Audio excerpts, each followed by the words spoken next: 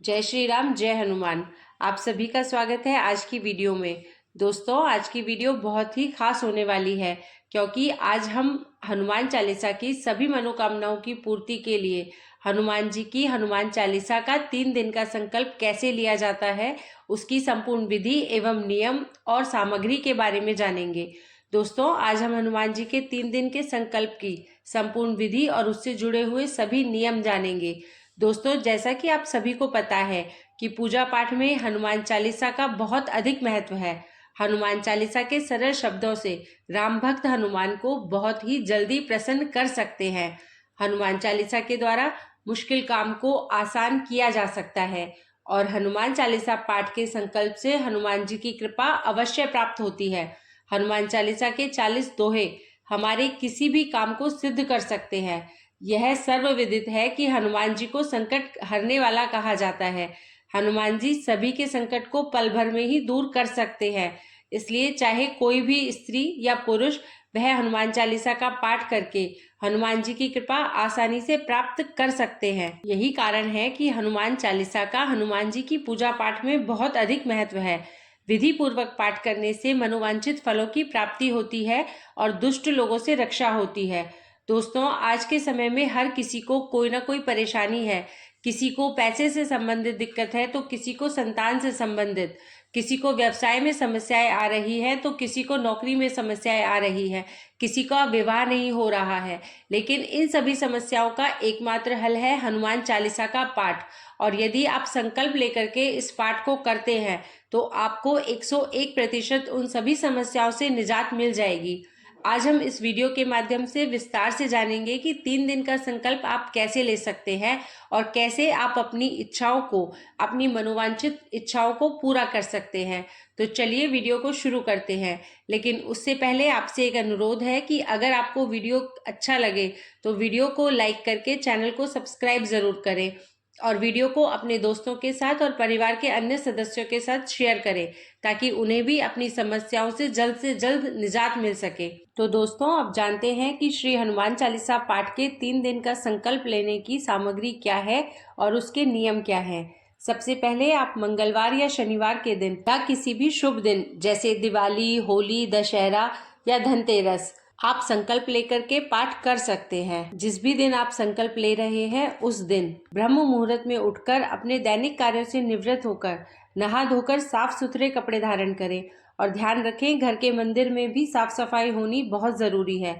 आप यह संकल्प किसी भी मंगलवार या शनिवार के दिन से ले सकते हैं। लेकिन यदि आप 3 दिन का संकल्प ले रहे हैं तो कोशिश करें कि मंगलवार हो तो ज्यादा अच्छा है।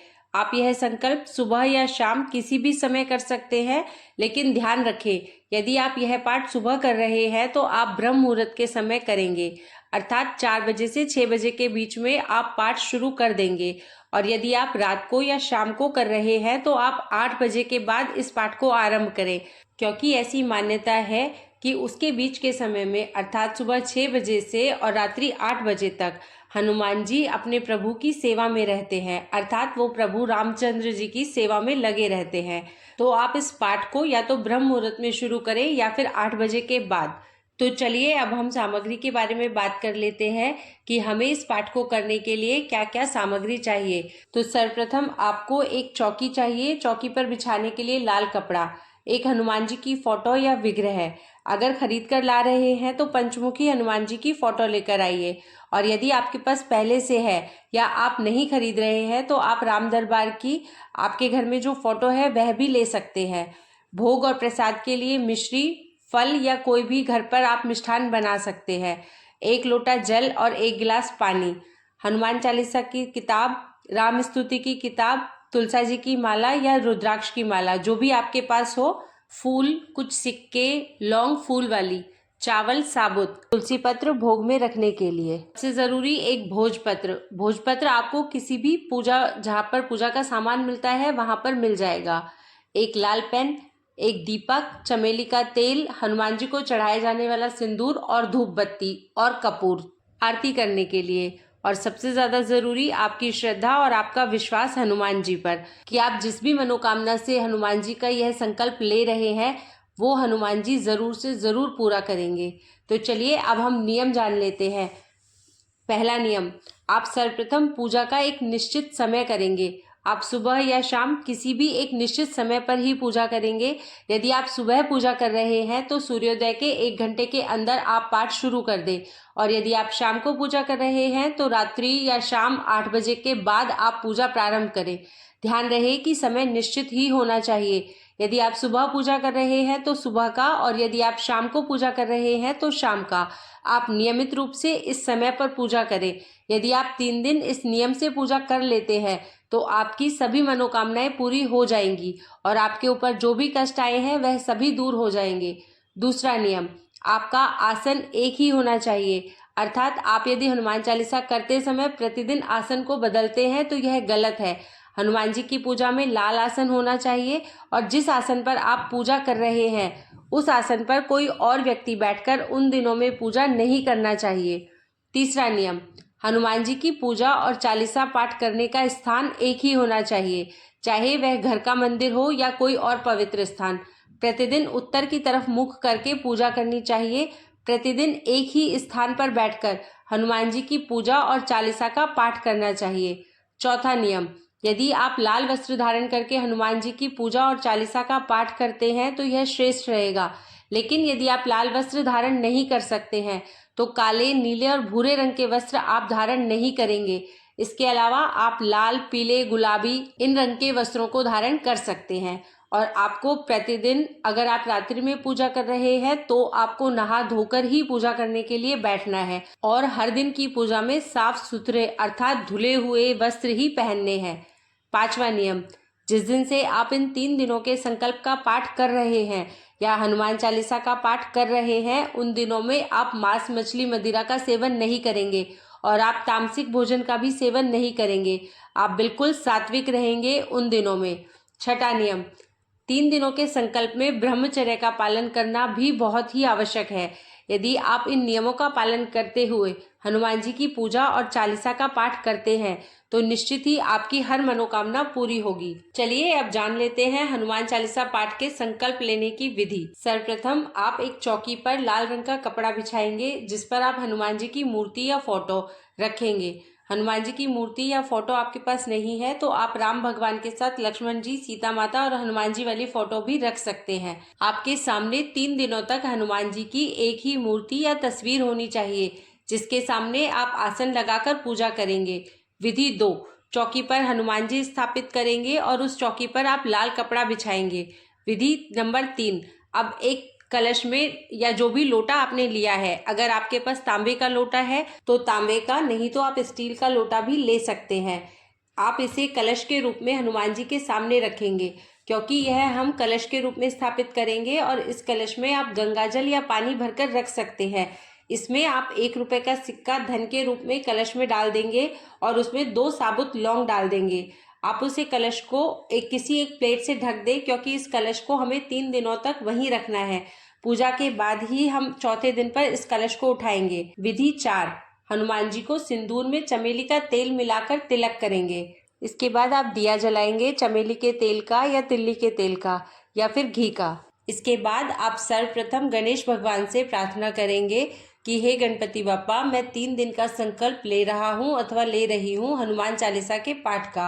आप यह संकल्प मेरा निर्विघ्न रूप से संपन्न करवा दें। अब आप दाहिने हाथ में चावल और फूल लेकर हनुमान जी का ध्यान मंत्र का जाप करेंगे। मंत्र इस प्रकार है: अतुलित बलधामम हेम शैलाभ देहम धनुज वन कृशानम ज्ञानीनाम अग्रगण्यम सकल गुण निधानम वानराणामधीशम रघुपति प्रिय भक्तम वात जातम नमामि। इस मंत्र का उच्चारण करने के पश्चात आप इस मंत्र को दोहराएंगे: ओम हनुमते नमः ध्याना पुष्पानि समर्पयामि। मंत्र उच्चारण के बाद आप चावल और फूल हनुमान जी को अर्पित कर देंगे। उसके बाद हनुमान जी को प्रणाम करके हनुमान चालीसा पाठ का संकल्प लेंगे। अब संकल्प के लिए आप अपने दाहिने हाथ में जल, फूल और चावल लें। अपनी आंखें बंद करके प्रभु का स्मरण करें और मन में यह संकल्प लें। संकल्प लेते वक्त जिस दिन आप पूजन कर रहे हैं उस दिन की तिथि, वर्ष, वार, जगह अपना नाम लेकर यह बोले कि मैं हनुमान चालीसा पाठ का संकल्प ले रहा हूँ अथवा ले रही हूँ, और अपनी इच्छा बोलकर अपने हाथ में जो जल लिए हुए हैं आप उस जल को जमीन पर छोड़ दें। संकल्प के दौरान आपको हनुमान जी के सामने यह संकल्प लेना होता है कि आप कितनी बार कितने दिनों तक यह पाठ करेंगे। आप प्रतिदिन 7 बार, 11 बार, 21, 51 अथवा 108 बार के हिसाब से निर्धारित कर सकते हैं और हर रोज 3 दिन तक प्रभु के सामने धूप करके भोग लगाकर आसन पर बैठकर श्रद्धा पूर्वक आप पाठ कर सकते हैं। अब हनुमान जी के सामने गुड़ या भीगे चने का भोग लगा दीजिए। भुने हुए चने का भोग कभी भी नहीं लगाना होता है, क्योंकि भुने हुए चने में नमक होता है और हनुमान जी की पूजा में नमक का प्रयोग नहीं होता है। आप चाहें तो लड्डू या फल का भोग भी लगा सकते हैं। हनुमान जी को इमरती का भोग भी लगाया जा सकता है, यह उनको बहुत पसंद है। 5वें नंबर पर हम बात करते हैं अब हनुमान जी के सामने आपकी जो मनोकामनाएं हैं उसे पूर्ण करने के लिए प्रार्थना करें। अच्छा, अब हमें यहाँ पर क्या करना है, आप भोग लगा करके अब हम क्या करेंगे, सर्वप्रथम हमने जो भोजपत्र लिया है उस पर लाल रंग के पेन से हमें अपनी हनुमान जी को धन्यवाद देते हुए जो भी इच्छा है उसे लिखेंगे। मैं आपको एक बार फिर से बता देती हूँ कि जो भोजपत्र आपने लिया है उस पर सर्वप्रथम आप हनुमान जी को धन्यवाद लिखेंगे कि धन्यवाद हनुमान जी। फिर आप अपनी इच्छा लिखेंगे, जो भी आपकी विश है। उसको लिखने के बाद आप उसे फोल्ड करके, भोजपत्र को आप फोल्ड करके हनुमान जी की तस्वीर के नीचे रख देंगे और उसको आप 3 दिन तक बिल्कुल भी नहीं हिलाएंगे। 3 दिन के बाद आप उस भोजपत्र को उठा करके उसे आप अपने नज़दीकी मंदिर में, हनुमान जी के मंदिर में रख कर आएंगे।